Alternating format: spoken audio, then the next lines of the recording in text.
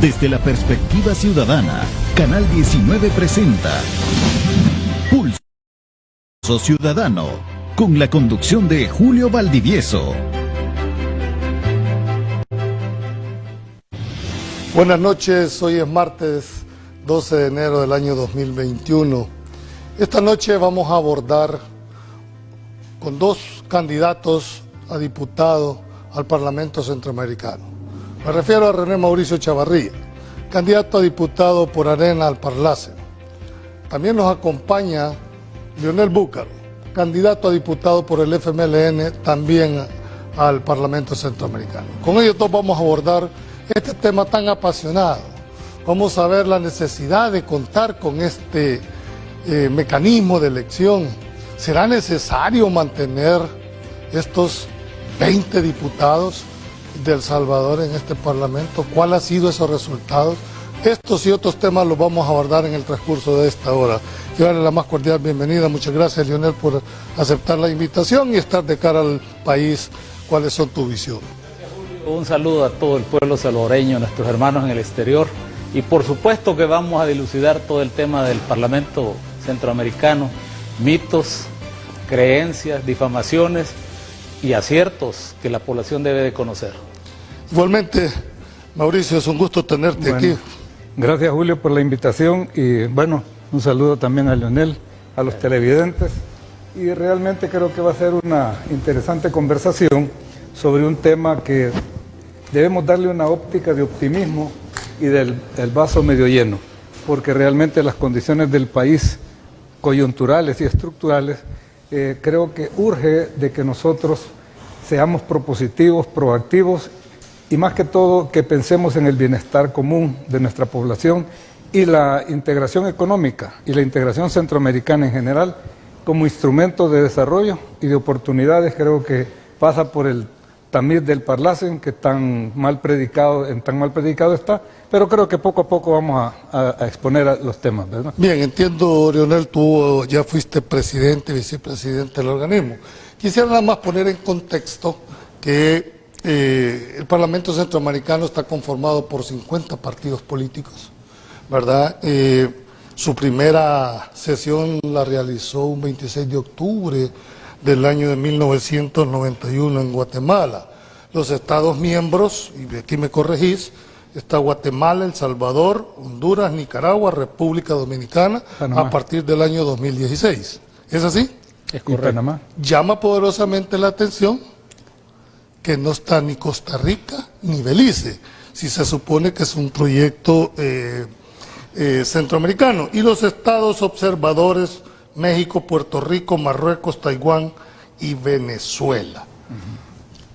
Dentro de tu administración o cuando tú presidiste esto, ¿hubo alguna razón del por qué Costa Rica y Belice, no obstante por ser naturalmente, dijéramos, o geográficamente Centroamérica, por qué no deciden participar en el Parlamento Centroamericano?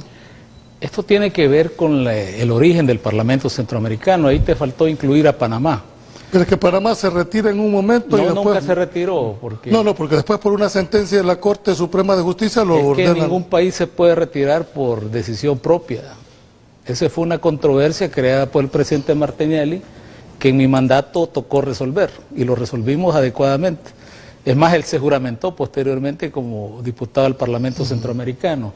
Entonces nunca dejó de estar Panamá, porque un miembro no puede tomar la decisión, sino que tiene que ser con el aval de los demás miembros. Eso está en el Tratado Constitutivo, y para retirarse por decisión propia tiene que esperar 2 mandatos, es decir, 10 años. Sí, y ahí ya cambia, porque cada presidente que termine es perseguido por los actos de malversación o las cosas malas que hace durante... Ese es el otro punto que vamos a tocar. Entonces, ¿fue una decisión política unilateral de retirarse? Y fue después... una campaña populista que emprendió el presidente Martinelli, que tuvo mucho costo para él, porque después estuvo tocando las puertas. Y no tiene que ver con el Parlamento en sí, sino que estos mandatarios que aparecen de vez en cuando en la región, creando mitos, creando controversias, creando crisis a sus países y que nos llevan a situaciones caóticas. Cuando estuve al frente del Parlamento Centroamericano, hice todo el trabajo necesario con la directiva y el resto de compañeros, porque esto no lo hace uno solo. Esa es una de las cosas importantes del Parlamento. Y luego, ¿por qué Costa Rica no está? Porque el Parlamento Centroamericano va siendo creado en el contexto de los conflictos armados que tenía la región de Centroamérica. Acordémonos que en la década de los 80 sufríamos el enfrentamiento del bloque este-oeste, la Guerra Fría, y en materia geopolítica estábamos insertados. Esto nos llevó a todos a buscar una idea fundamental, que era constituir un foro parlamentario y un sistema de integración que vino a sustituir inclusive el mercado común centroamericano. Desde tu óptica, entonces, Belice y Costa Rica, por el hecho de no tener un conflicto, es que toman la decisión. Es interés político, porque ellos, al no sentirse que son parte de las controversias, deciden no contaminarse y deciden no ser parte política del sistema, pero sí son parte del sistema de integración en materia económica. Ya vamos a ver, porque yo tengo entendido que uno de los, y esto ya va para ti, Mauricio, no sé si vos has sabido, que parte de la argumentación que tiene Costa Rica es que ellos no quieren ingresar al Parlamento Centroamericano, dado que los miembros, además de los diputados que son electos de manera directa, lo hacen de manera inmediata, es decir, todos los expresidentes de la República automáticamente pasan a formar parte del Parlamento Centroamericano, no son electos por la vía directa del voto, y esa es una de las razones. ¿Cuál es tu percepción, me imagino que lo has estudiado, del por qué Costa Rica en realidad, bueno, aparte de las argumentaciones que da Leonel? Yo voy un poquito más atrás con respecto a Costa Rica y su participación en el conglomerado centroamericano. Recordemos que Costa Rica no tiene ejército, y eso ha sido desde 1948. Y la región, me recuerdo que formaba aquel TIAR, Tratado de los Ejércitos para converger en caso de un conflicto. Costa Rica nunca ha estado de acuerdo con ese tipo de posturas. Ese es un tema que a ellos los repele, ¿verdad? Ese es un tema. El otro, con respecto a la participación en el Parlacen, lo que decía Leonel, ellos participan de todos los beneficios del sistema. Claro. Del BCE no tienen problema, con la Corte Suprema no tienen problema, con CIECA no tienen problema, es decir, no tienen problema. ¿Por qué? Porque esos organismos no le restan en ningún momento ninguna fracción de poder político ni al Parlamento de Costa Rica ni al poder político. Porque realmente, y esta es una de las cosas que creo que vamos a poder extendernos, el Parlamento Centroamericano viene a constituir un organismo supranacional.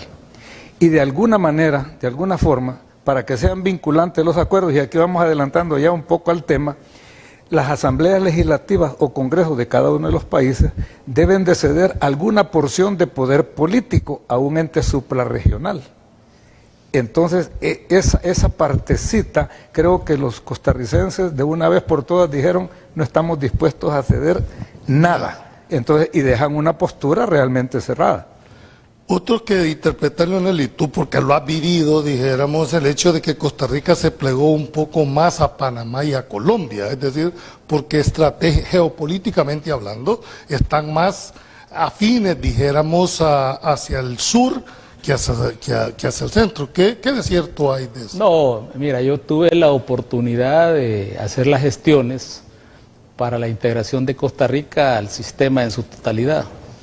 Resulta que durante el mandato de la presidencia, coincidió también la coordinación de todos los órganos regionales, o sea, no solamente este tema del Parlacen.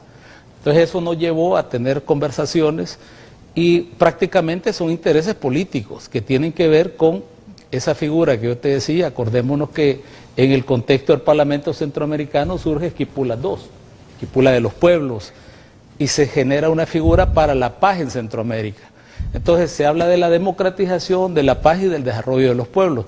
Costa Rica, considerada al no estar en un conflicto permanente como los demás países, toma una decisión. ¿Por qué tengo que estar en un sistema político que no me trae beneficio?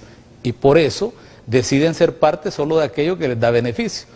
Aparte que cuando nosotros hablamos de integración, no logramos dimensionar todo el contexto que compone la integración. Aquí estamos hablando que hay comisiones de salud centroamericana, que están los ministros, que hay comisión de salud, de trabajo, de seguridad, que tienen que coordinar con su ente político, que es el Parlamento Centroamericano, y está el Consejo de los Jefes de Estado. pero los jefes de Estado en general no asumen las competencias que por mandato tienen en la integración. Y con respecto a lo que vos decías, en el mandato que yo estuvimos haciendo reformas para hacerlos vinculantes, pero también para derogar ese derecho de nacimiento en el cual los presidentes automáticamente forman parte, porque eso no lo quiere Costa Rica ni cualquiera que tenga un criterio democrático sobre el tema, porque es absurdo que un mandatario, por haber sido presidente, automáticamente asuma de parlamentario. Y lo otro, que el Parlamento Centroamericano tiene dos caracteres. Uno es que está constituido en base a los tratados de Viena, lo cual lo hace una misión diplomática regional, y la otra una asamblea parlamentaria que tiene todas las características para hacer las políticas regionales de integración. Cuando entramos a ver la naturaleza jurídica del Parlamento, y aquí es donde entran las primeras contradicciones, dice que es una integración regional en el sentido de que su misión principal es unir todo a Centroamérica.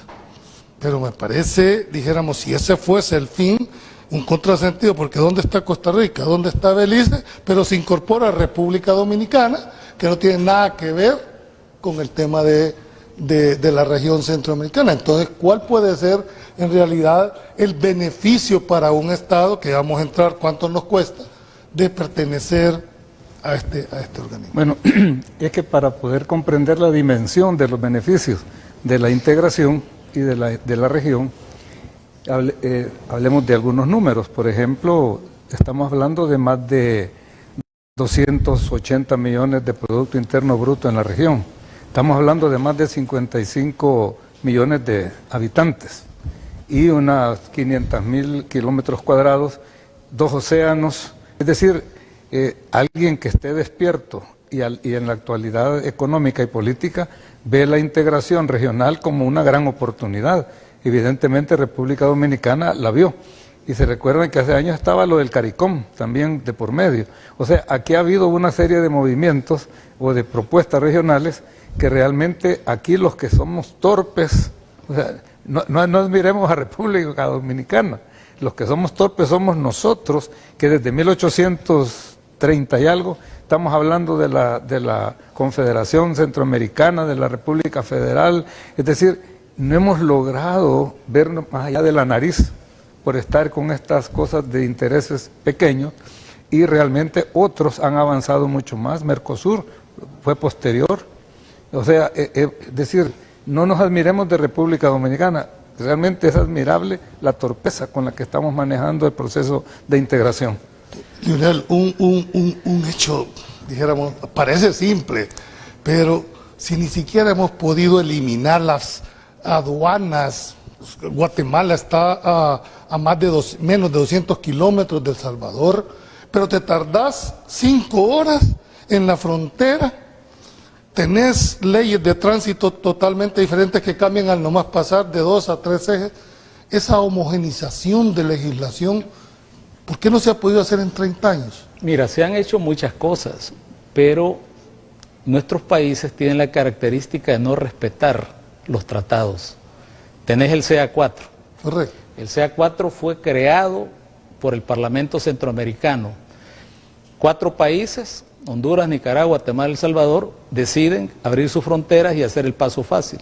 No dejar de controlar, sino que el paso fácil, con tu DUI y documento, puedes pasar. Pero resulta que cada funcionario, cada mandatario que llega, se pone en un pleito con el vecino e irrumpe y cierran estos tratados. Y a pesar de que tiene formalismo de tratado internacional y está en materia de derecho internacional, nadie lo respeta, pero tampoco la población asume su derecho de que se haga respetar. ¿Para qué sirve la Corte Centroamericana de Justicia? ¿A dónde están las controversias? El CA4, que funcionó un tiempo, ha dejado de funcionar a partir de estas controversias. ¿Quiénes sufren eso? Lo sufren los productores, el turismo interno, etcétera. Y lo otro es que hay una política constante de mantenernos atomizados y de vernos a nosotros como pequeñas aldeas-estados para que nadie de nosotros pueda hacer lo que acaba de decir el compañero, que es, somos una alta región de más de 55 millones de habitantes, una región muy rica, que vista hacia afuera somos fuertes en la medida que seamos una sola región, una sola nación. Yo he dicho y propuse la Agenda 10. En la Agenda 10 está planteado todo lo que me estás diciendo, el pasaporte centroamericano, el documento único centroamericano, el ferry, que ya lo va a inaugurar el actual presidente, y ojalá no digan que es un proyecto de ellos, porque nació en el 2012, hemos hecho toda la gestión, los vuelos domésticos, los cielos abiertos, porque todo eso, el que entiende en materia de integración sabe qué es lo que la región necesita. Termino. El tema de Belice, ¿por qué no se ha integrado? Porque Belice nos ha pedido que se le considere una cuota menor de diputados, y eso no lo contempla el Tratado Constitutivo. Ellos dicen que ellos quieren 10, no 20, porque por su población y tamaño, ellos tienen esa capacidad de mandar parlamentariamente hablando. Y el caso de Costa Rica es una discusión interna. Yo la dejé en un plan. Decidan ustedes, nosotros ni le cerramos la puerta y siempre está abierta cuando ustedes quieran venir.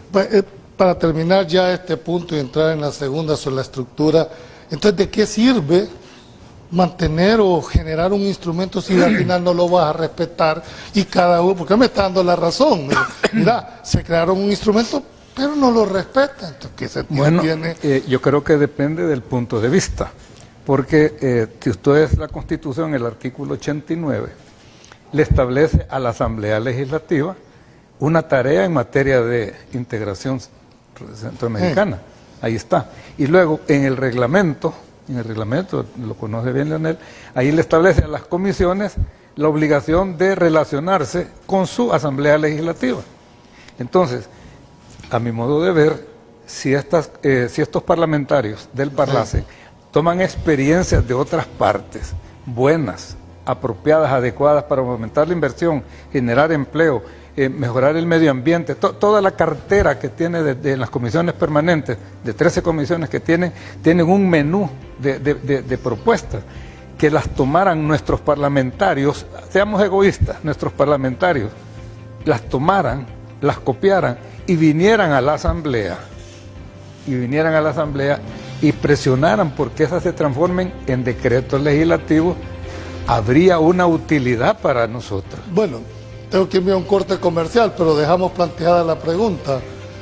¿Son los mismos partidos políticos los que van a una elección al Parlamento? Y debería de haber lo que tú estás planteando. Cuando vengamos entramos ya de lleno a ver cómo está estructurada la parte presupuestaria dentro de lo que es el Parlamento Centroamericano. Ya volvemos.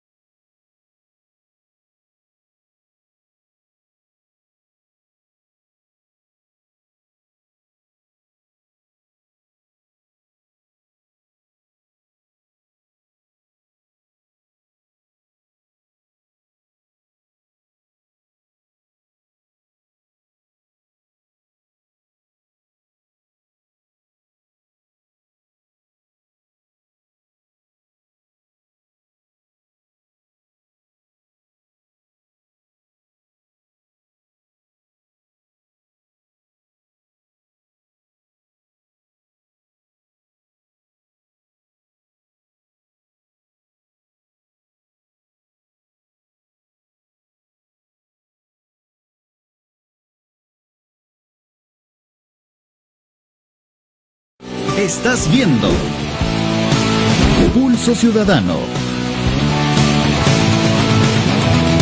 por Canal 19.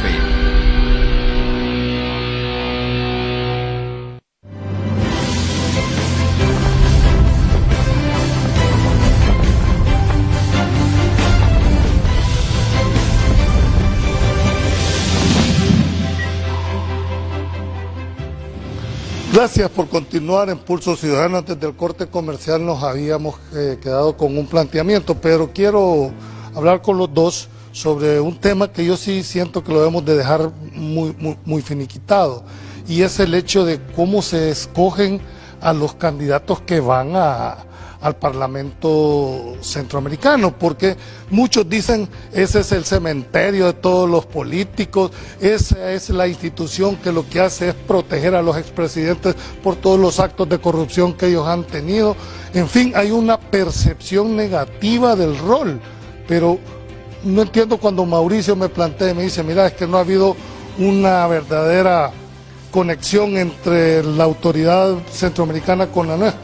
Bueno, y no los que van al Parlamento Centroamericano, van por el FMLN, van por Arena, van por los demás partidos. ¿Por qué no ha habido esa simbiosis, dijéramos entre Es que no es ese el problema realmente.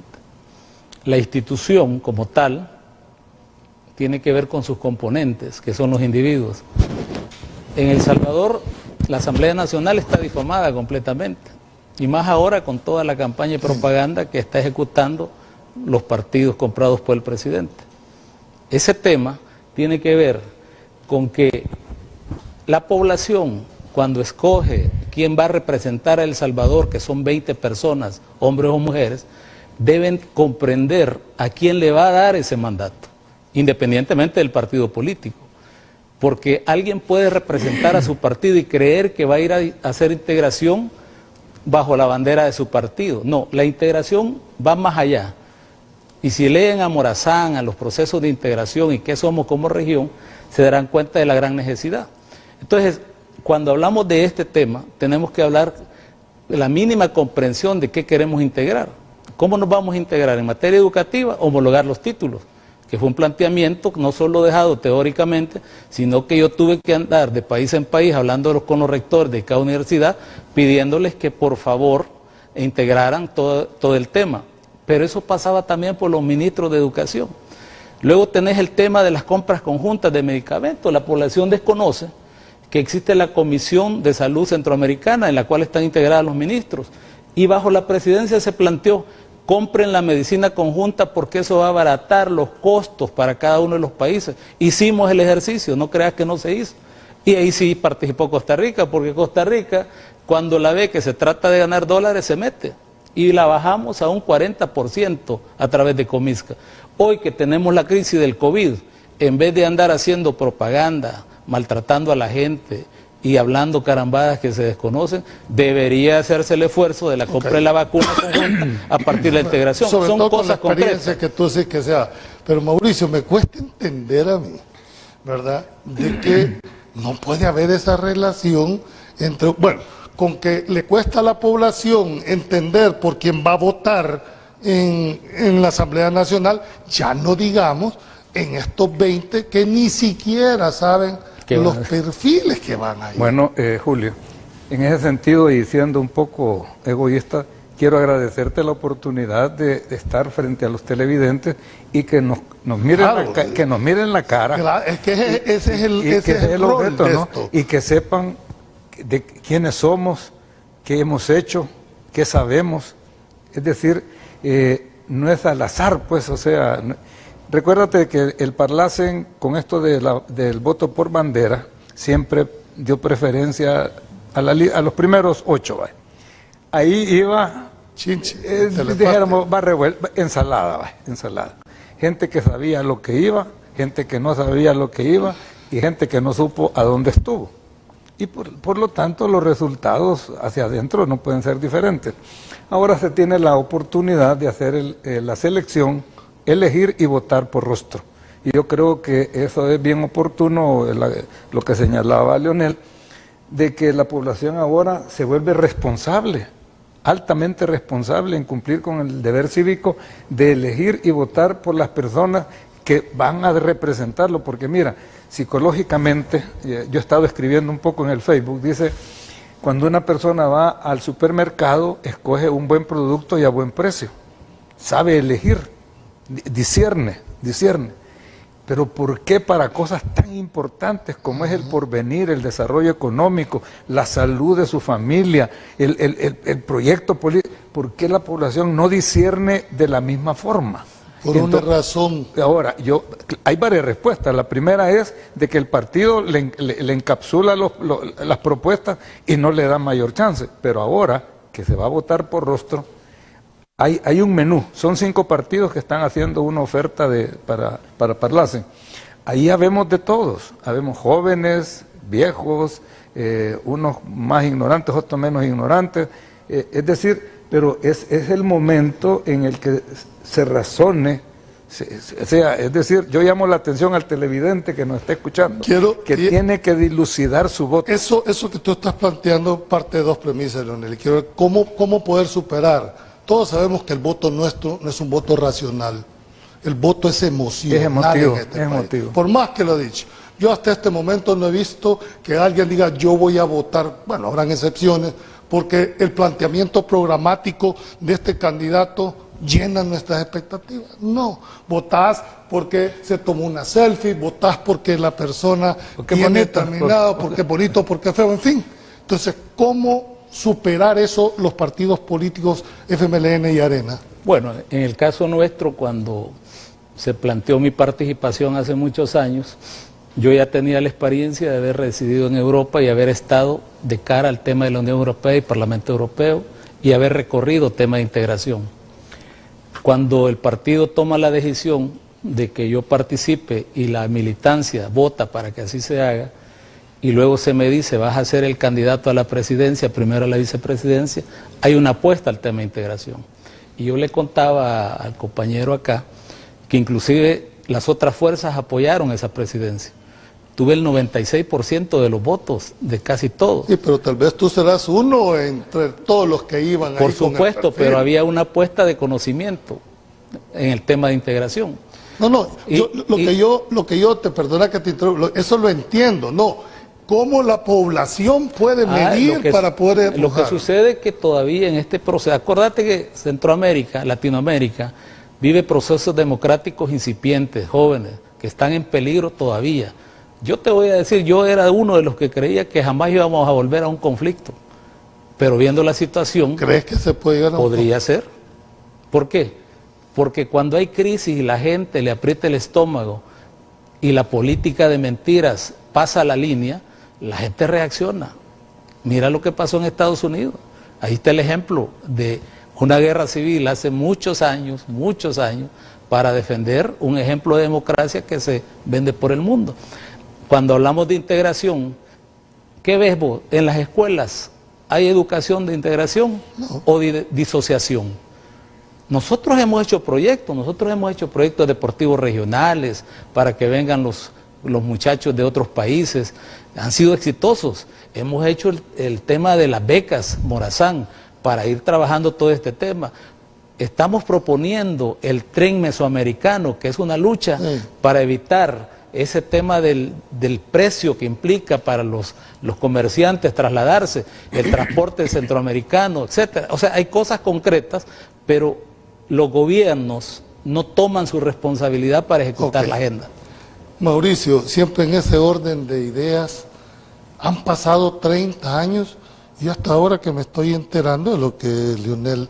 Bueno. Se supone que uno está un poco más versado, es decir, porque si vos no decís lo que haces es como que no lo hayas hecho. Es decir, hasta ahora que nos estamos desayunando, pero hoy se te voy a hacer otro planteamiento y sabrá la población que aquí por el INDES está la oficina del Parlacen. Solo para irte a una cosa más sencilla. Eso me hace ya para entrar en el siguiente planteamiento. El Salvador gasta 1.7 millones de dólares al año para sostener a 20 diputados salvadoreños dentro del Parlacen. A pesar de este monto con el que cada país paga el funcionamiento, unos dicen los resultados son desconocidos. ¿Compartís tú eso? No. Fíjate que yo creo que... Dale. Aquí es una tertulia. Mira, en el 2008, creo que estaba Leonel en el Parlacen, hicieron un sondeo, hicieron unas visitas a todo el área. Hicieron 728 consultas, si no me equivoco. 112 en el San Salvador, 170 con los jóvenes, al final fueron 720 y algo, entrevistas. Sacaron 4 temas grandes con 56 acciones estratégicas. Realmente, lastimosamente, no se da a conocer, pero ahí está todo lo que estaba hablando del pasaporte único, del libre tránsito, el cambio de la matriz energética de fósil a las limpias, a las renovables limpias, el combate a la corrupción, al combate a las pandillas. Bueno, eso son 56 acciones estratégicas que desde el 2008 se han implementado algunas, por lo que después he estado escuchando, pero realmente, si nos vemos en términos de costo-beneficio, la verdad, así, y con las disculpas de los que han sido diputados, no sé, Leonel ahí ha hablado de los que se consiguió, pero la verdad que hablando de costo-beneficio, yo creo que es una buena inversión si se aprovechara apropiadamente. Sí, hoy este día, por ejemplo, el BCIE comunica que han trasladado 2.500 millones en fondos a los países de la región, pero no sé cuánto le cayó a El Salvador, pues o sea, ese tipo de información que nos haga percibir de que no es un gasto. Eso te decía, Lionel, vos que fuiste ahí, ¿se justifica eso? Lo que pasa es que hay que plantear el tema de otra manera. El Salvador no da 1.7 por 20 diputados, da 1.7 por su compromiso a un instrumento de integración, para que sea administrado por la sede en Guatemala. Bueno, bajarle a 1.2, pues va. No, es 1.7, porque la población debe comprender qué es el sistema. Sí. El sistema tiene el BESI en Honduras, la Corte en Nicaragua, el SIC en El Salvador, el SIC en El Salvador, que tiene un costo mayor que el propio Parlamento, y el tema es, ese dinero lo ocupa la sede central en Guatemala para la Administración General, que cuenta con una sede central y subsedes en cada país miembro, que tienen el mismo costo, o sea, no hay un pago extra por tener las oficinas en cada país. Y lo otro que debe saber la población, el salario de un parlamentario centroamericano es de $1.200 nominales. ¿Y los gastos de representación? Y los gastos no son de representación, son gastos para llegar a Guatemala, gasto de viaje. Es que gasto de representación... Bueno, ese es el calificativo que le da implicaría, pero está en gasto de viaje, gasto de estadía, alimentación, y el gasto de representación puede ser cuando haya una misión, que la define la Junta Directiva del Fondo Común. Es más, te quiero decir que no es homogéneo el pago. Dominicana paga más, Panamá paga más, porque el costo del Parlamento tiene el mismo costo de origen. No hay vehículos asignados a los diputados en el Parlamento Centroamericano. Lo que te entregan es la placa diplomática por ser misión diplomática para que te movilices por los peligros que hay en la región. En síntesis, ¿cuánto gana un diputado? En síntesis, un diputado recibe alrededor de $4.300, con los cuales tiene que pagarse su llegada a Guatemala, su estadía, su alimentación, sus gastos de celular, su gasolina. Y de eso, ahí va incluido los $1.200. No hay más. Si lo comparas con los beneficios de los que hablamos en otros parlamentos de México, de aquí mismo El Salvador, y lo otro, el tema del vinculante, los diputados... Eso quiero que lo dejemos a lo último porque es de las conclusiones. Pero es que hablaba de lo que implicaba la vinculación con los representantes de la Asamblea. Sí hay. El Salvador es de los primeros que vinculó a sus diputados nacionales con los regionales para temas de integración. Ahí hay esa capacidad. Ok.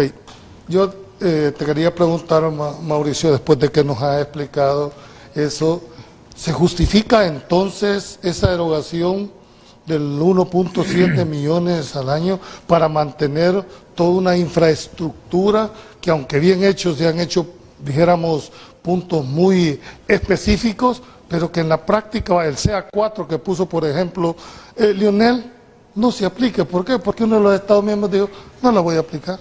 Bueno, pero ¿será válido eso? Pero también mencionó Lionel de que habían conseguido una reducción de 40% en el precio de la medicina.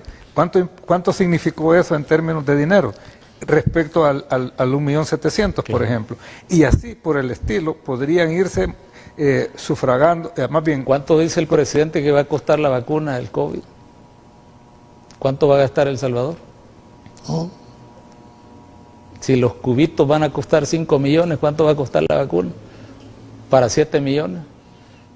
Y si eso se pone en la canasta y se hace la gestión, vas a tener cooperación y precios adecuados para la región. Y ahí tenés el papel del Parlamento. ¿Me entendés? Es cuestión de saber utilizar esa inversión. Ahora, ya para cerrar, porque tengo que irme ya a un corte, ¿cómo pretenden ustedes impulsar desde sus curules de ser favorecidos con respecto a la transparencia y a la rendición de cuentas? Bueno, te cuento que yo hice un FODA, un Fortaleza, Oportunidad, Debilidades y Amenazas, y precisamente de las debilidades que tiene el Parlamento, precisamente, a pesar de que dentro de las atribuciones que le da el protocolo del 2018, es de hacer una comunicación, realmente es inexplicable la verdad que es inexplicable. Yo no puedo calificarlo de otra manera. El por qué no han dado a conocer cosas tan buenas. Pues tan decir, yo me estoy cenando. Y luego, quiero solo preguntar, porque lo que más me interesa son compromisos, Mauricio. Vaya, hay una cosa importante. Yo creo que tampoco podemos ser demagogos ni mentirosos. Yo creo que también los partidos políticos tienen mucho que ver en esta situación. Por ejemplo, elaborar una plataforma para el Parlamento Centroamericano y una plataforma Asamblea Legislativa y vincularlo. Pero cuando tú ves los perfiles de los que van, o son ya los que no van de diputados aquí, o son los expresidentes, o son las personas que ya no dieron lo que tuvieron que haber dado aquí. Esperemos que eso sea el pasado y que ojalá, a partir del 28 se cambie esto. Pues. Ojalá. Yo lo que al final en esto, para cerrar, es este tema es ustedes se comprometen que de llegar al Parlamento, en realidad la reforma de que estos presidentes o expresidentes inmediatamente que dejan forman parte, porque ustedes se someten a un escrutinio popular, claro. Es decir, no lo podemos negar, pero ¿por qué los expresidentes tienen que ser, dijéramos, miembros natos de esto, cuando pueden ser, dijéramos, como refugio para esconder toda una corrupción que se viene? Ya que el artículo 22 del tratado le da inmunidad a los que forman parte de esto. ¿Ustedes asumirían ese compromiso? Es que ese reto ya fue asumido. Cuando yo te decía que hicimos las reformas, para que una reforma sea efectiva debe ser depositada por cada uno de los países miembros, por lo menos 3. Entonces, si algún país, sus diputados no lo han hecho, es porque están defendiendo a su presidente. Y por eso no hay que pasar toda la atarraya. En el caso de El Salvador se depositó. ¿Por qué? Nosotros creemos que en ese proceso democrático debe de quitarse evidentemente. Ok. Tengo que ir a un corte comercial, creo que ya entramos al verdadero fondo del planteamiento y cuando regresemos ya nuestras conclusiones. No nos cambie, ya volvemos.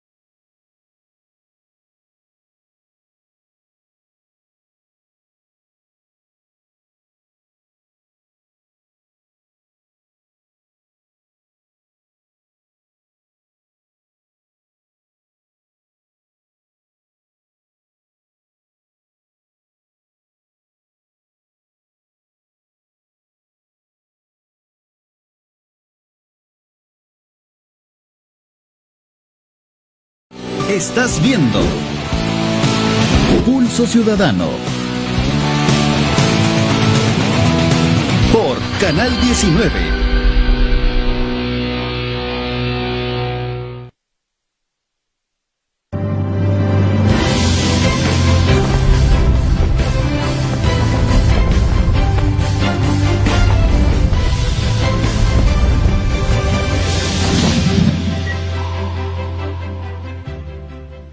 Gracias por continuar. Ya en esta última parte, Leonel y Mauricio, quiero nada más, ¿por qué la población tiene esa percepción de que el Parlamento es muchos llegaron a decir es que ese es un cementerio para todos los políticos, que ya no los quieren aquí, cuando nos has estado ilustrando? Pero hay algo que llama la atención.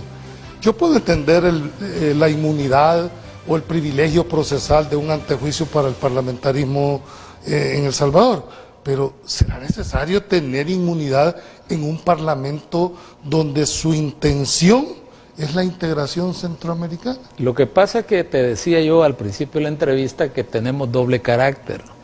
Somos una sede diplomática y somos parlamentarios. Eso no sucede en otras partes. Entonces el hecho de ser diplomáticos te permite tener placa misión internacional y placa diplomática. Entonces habría que hacer una reforma constitutiva. Yo no creo que ningún parlamento, ninguna región deban de tener ese componente de inmunidad. Cada quien debe responder por sus actos. Y el otro tema es ¿Por qué la población tiene esa percepción? Porque han trabajado esa percepción y muchos malos diputados y diputadas, hay que decirlo, han sido cobracheques. Han llegado y han visto al Parlamento porque para muchos, imagínate ahora qué pasa, estamos ya en campaña y jóvenes aspirantes y otros adultos aspirantes dicen vamos a ir a reformar el Parlamento que solo sirve de adorno, desconocen toda la trayectoria, ellos desconocen este proyecto del tren mesoamericano. ¿Sabes qué implica andar trabajando con cada cabildeando? Yo estuve con Francia, Italia, España, solicitándoles que hicieran el proyecto, lo hicieron, ahí está, en CEPA, no se ha hecho. ¿Por qué no se ha hecho? Quizás están disputando quién va a tener la tajada, pero el beneficio estaba. Quiero hacerte una pregunta y tener derecho a no contestarla, ¿verdad? Pero con todo este perfil tuyo, con todo este bagaje, yo te miro más aquí en la Asamblea Legislativa que afuera. Es decir, si has conducido un parlamento centroamericano, la lógica, aunque bueno, en la Asamblea no funciona, pero mi percepción es que tu perfil debería estar más para acá, pues. Igual que el de Mauricio, porque siento que el perfil del diputado tiene que ser otro. Pero es que eso también te implica pensar en el localismo, el país necesita, pero si la región se construye, el país va a ser más grande. Mira, te voy a poner un ejemplo. Yo he estado insistiendo en el desarrollo del Golfo de Fonseca con mis amigos europeos. Fui a hacer la gestión a la Unión Europea, que no es lo mismo que el Parlamento Europeo. Se consiguieron 22 millones de euros para Nicaragua, Honduras y El Salvador, para limpiar primero el Golfo, porque vos no sabés lo que está pasando en el Golfo. Hay que documentarlo, ahí es un depósito de plástico terrible. De todo. Pero es una hermosura. Entonces yo tiré la idea, dejemos de disputarnos la miseria y construyamos riqueza y la repartimos entre todos. Me acompañó Pepe Lobo, me acompañó en ese caso Funes en su momento, pero nadie operativizó el proceso, porque a lo que le cuesta a los políticos es trabajar, sudar. Todo mundo habla, pero no lo hacen. Entonces, ahí tenés el Golfo de Fonseca. ¿Cuánta gente vive alrededor del Golfo de Fonseca, Julio? Entre Nicaragua, Honduras y El Salvador. Con esa bahía histórica. Viven alrededor de 2.1 millones. ¿De qué viven? De la pesca artesanal, del conflicto permanente. Cuando vos lo ves aéreo y sabés lo que tenés y decís, ¿por qué no desarrollamos el Golfo de Fonseca? Ok. Quisiera preguntarte ya para ir cerrando, Mauricio. La gente cuando hace un análisis dice, bueno, ¿de qué sirve todo lo que me ha planteado? Y lo confirma cuando las resoluciones que tira este Parlamento no son vinculantes. ¿Qué efecto puede tener que vos, y si vos revisás el artículo 1 del tratado, habla que son recomendatorias, con que no cumplen con las leyes de aquí, mucho menos con una recomendación? ¿Qué propondrías tú para volverla vinculante? En el 2018 hubo una reforma al protocolo donde ya se está hablando de la parte vinculatoria, pero quedó un poco en el stand-by. ¿No fue ratificada? Faltó eso, pero sí se ha avanzado en ese sentido, y yo creo que se está cerca. Lo único que sí hay que ponerle el aliciente de la efectividad, en el sentido de que sí hay logros, hay resultados que benefician a la comunidad centroamericana. Y realmente la labor del parlamentario debe trascender a los intereses de grupos económicos locales, a los intereses políticos de partido, porque tal como me lo han, comentado, he hablado con Villacorta, con Remberto, con Bautista, realmente conformar ya la representación parlamentaria del país, ahí se abandona toda la parte ideológica interna, porque se tiene un solo objetivo. Yo creo que por ahí debe caminarse, pues, en abandonar planteamientos internos, sino que conjugar una agenda nacional que realmente la población la conozca, saberla difundir y, más que todo, qué resultados esperamos de la gestión.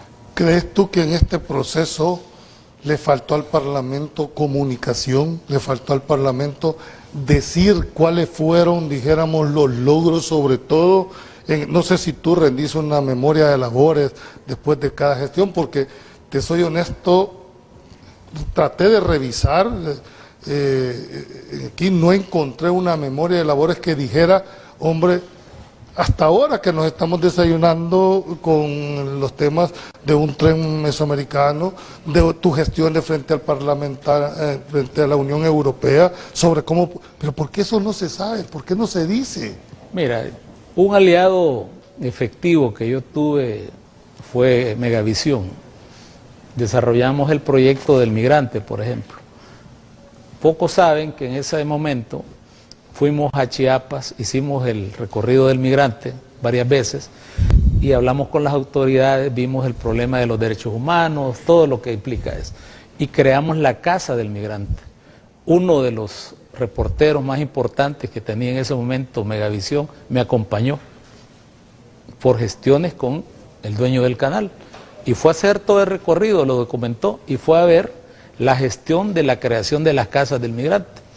Hicimos conjuntamente... ¿Te referís a Hugo Presa? A Hugo Presa. Eso quedó documentado.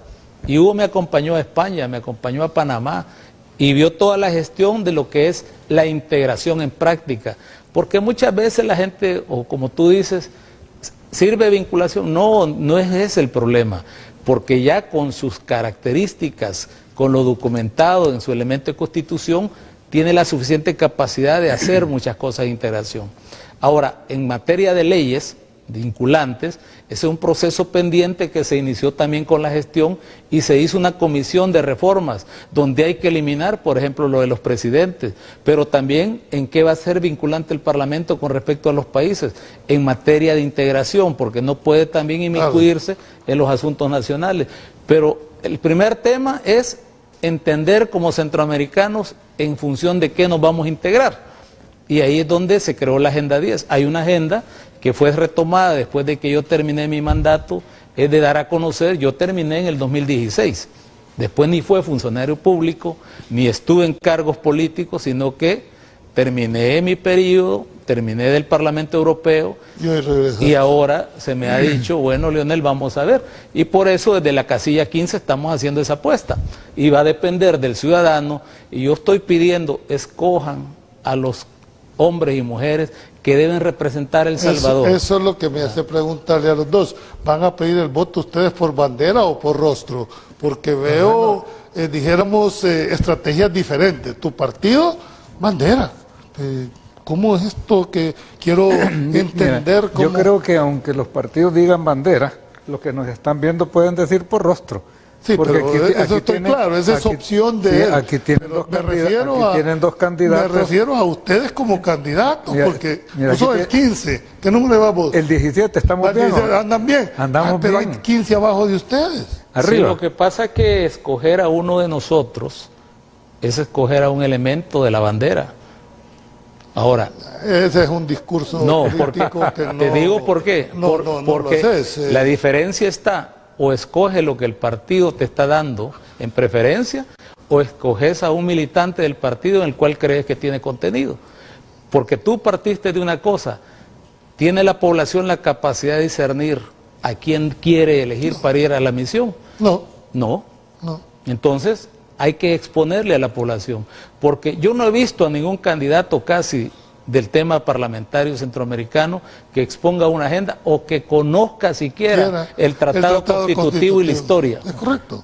Y mucho menos que conozcan que hubo una agenda en desarrollo y que muchos proyectos que ya se están ejecutando son parte del trabajo de una presidencia, pero acompañada del conjunto de representación. Aquí te quiero decir, en ese grupo hubo toda la representación de El Salvador para poder ejecutar, porque yo no puedo venir a pretender al programa que yo genialmente hice todo. No, hubo un apoyo, hubo una fuerza, y estoy pidiendo que se escoja a aquellos que puedan entender lo que es la integración, defender Centroamérica y que volvamos a tener el concepto de una sola nación. En el deber ser, teóricamente es correcto, pero sabes que eso en la práctica está fuera de del contexto.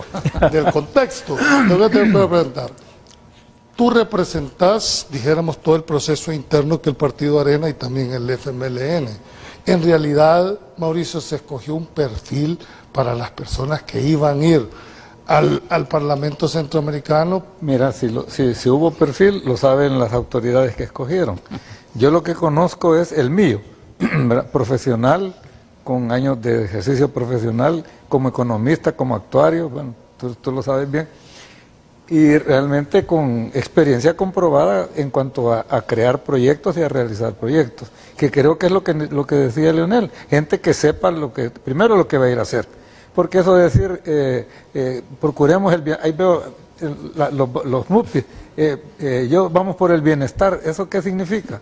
Eso, sí, pero es que volvemos a lo mismo. El voto es eminentemente emocional. Es que nadie perdón. no puede poner el planteamiento programático. Esa percepción hay que irla cambiando y creo que las redes se están encargando de que cambie un poco eso, porque ahora los mensajes, la comunicación crea cierto conocimiento. Yo creo que eso es bueno porque ya le quita aquella hegemonía al color, a la bandera, sino que ahorita, después de esta entrevista, vamos a ir a ver las páginas de ahí, o nos vuelan o nos alaban, pero ya hay información. Ya hay información. Además hay una gran responsabilidad de ustedes, Julio, porque cuando tú dices cómo se da a conocer, si los medios no abren al debate, yo te diría... No, sí lo abrimos, Leonel. El tema es que nadie quiere venir aquí. Hemos invitado alcaldes, hemos invitado diputados. Dicen, no, yo voy, pero voy solo, o voy con otro de mi partido. Por eso te iba a decir, ¿por qué no llamas a esta gente que está representando nuevas ideas para que nos demuestren si son tan nuevas como las mías, o más innovadoras, o si saben de qué están hablando, o si tienen la experiencia del político o de los que estamos aquí? Porque la población, este proceso democrático debe alimentarse y nadie le tiene que tener miedo al combate de las ideas, porque si no, no vamos a salir adelante. En vez de andarse ocultando, de andar gastándose de los recursos de la población, debemos de combatir esto, porque mira, hablar de integración es apasionante, y eso que no hemos hablado es la parte jurídica que a vos te apasiona. Y ahí está pendiente ese tema en materia de integración. Va a haber un segundo round, te lo advierto, porque según me están informando en nuestras redes sociales, están ahorita están alegres, interesadas en este tema. Finalmente, Mauricio, ¿por qué votar por Mauricio Chavarría? La gente que nos está viendo, lo que está tratando es de explorar cómo piensan, cómo razonan, cuál ha sido tu rol, tu trayectoria, porque todos tienen una hoja de vida a la cual debemos de defender, pero tú, ¿qué le ofreces a ese votante nacional para que se decante por la candidatura de Mauricio? Bueno, en primer lugar, y quitando el ego que hay que dejarlo a un lado, ¿verdad? Yo lo que le ofrezco a la población es entregarme al trabajo de los proyectos de integración. Creo que se ha escuchado bastante acá de los beneficios, de lo que se puede lograr, y realmente debe tenerse un bagaje de conocimiento, academia, experiencia, ¿verdad? Y luego también cierto carácter, porque realmente llega un momento, que eso no lo ha comentado Leonel, pero el carácter para mantener ciertas posiciones es necesario. Y no es una persona que va a ser voluble a lo que le indiquen y todo. Y la otra, finalmente, transparencia. Yo creo que la rendición de cuentas periódicamente, mensualmente o trimestralmente, es decir, esa oficina del Parlamento Centroamericano que está ahí por el INDES, creo que nos vamos a encargar, Leonel, de que permanezca abierta e informando del proceso de integración. Ese es el compromiso, hacer y informar. Que ya son de generales conocidas, pero... Yo lo que estoy planteando es que estoy al servicio de la integración en un proceso que inició hace años. Hubo un momento que se tuvo que parar, de descanso, digamos, en el cual asumió transmisiones internacionales y seguir en marcha con la Agenda 10. Para mí lo importante es que he hablado aquí del tren mesoamericano, del Golfo de Fonseca, y es llegar a puerto con esos proyectos para que la gente goce de esos beneficios, como lo va a hacer con el ferry que pronto se va a inaugurar. Bien, hemos llegado al final del programa, esperemos que hayamos cumplido esa expectativa. Quiero felicitar a los dos porque han tenido la valentía de venir frente a las cámaras a tocar un tema que no es un tema ganador en cuanto a la percepción de la ciudadanía, por lo que se tiene que saber de un Parlamento centroamericano. Así que serán ustedes el próximo 28 de febrero, con las posiciones que esta noche escucharon, si van a ser favorecidos o no por su voto. Nos vemos el jueves en otro programa de Pulso Ciudadano. Pasen buenas noches y que Dios los bendiga.